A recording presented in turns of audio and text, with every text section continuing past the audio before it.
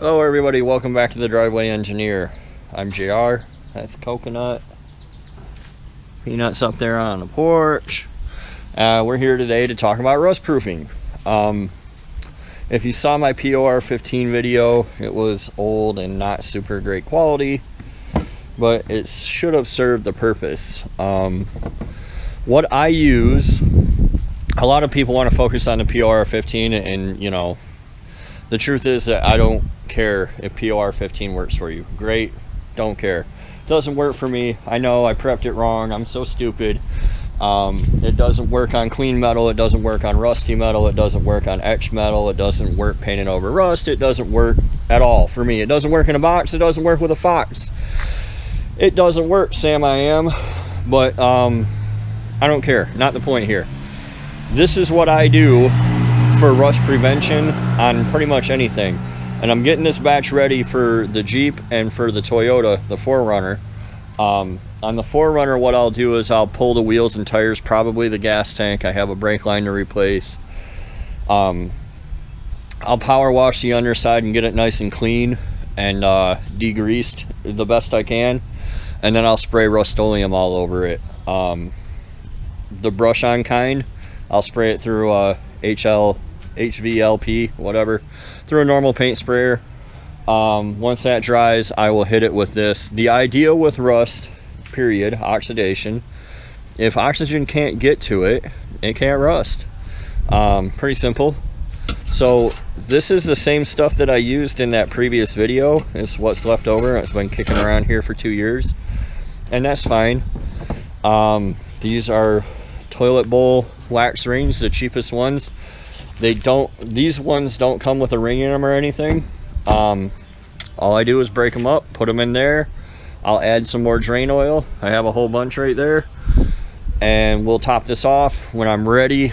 Probably next weekend I'll go ahead and bring the 4Runner down. I'll probably do Mrs. Engineer's Jeep in the meantime. But I just spray it through.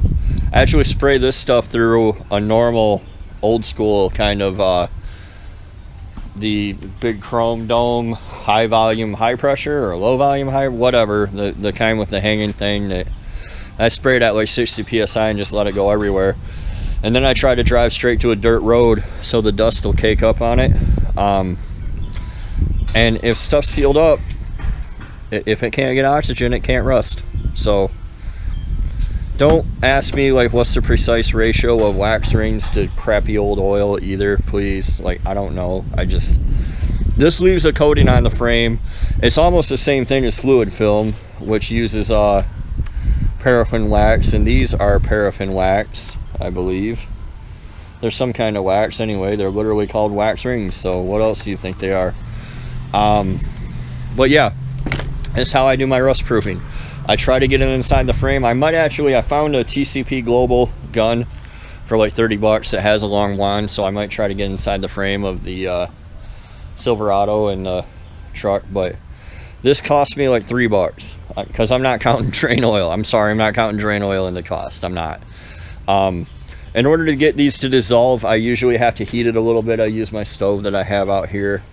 Obviously use caution, but the next part of this video will be when I actually spray this on something. So we'll see you then. Thanks for watching. Stay tuned.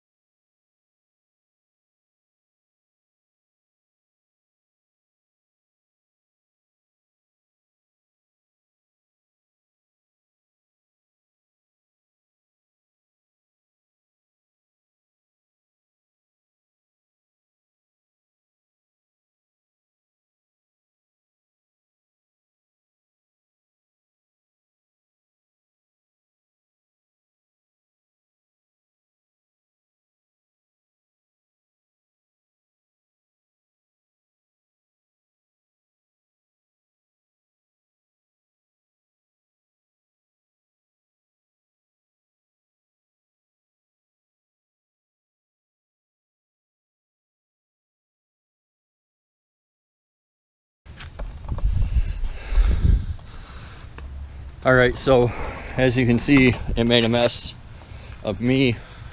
So I'm wearing this little baby shirt. Made a mess of the truck. Made a mess of the driveway. But you wind up with a nice little coating. Now, what I'm going to do now is go find my nearest dirt road, blast up and down it.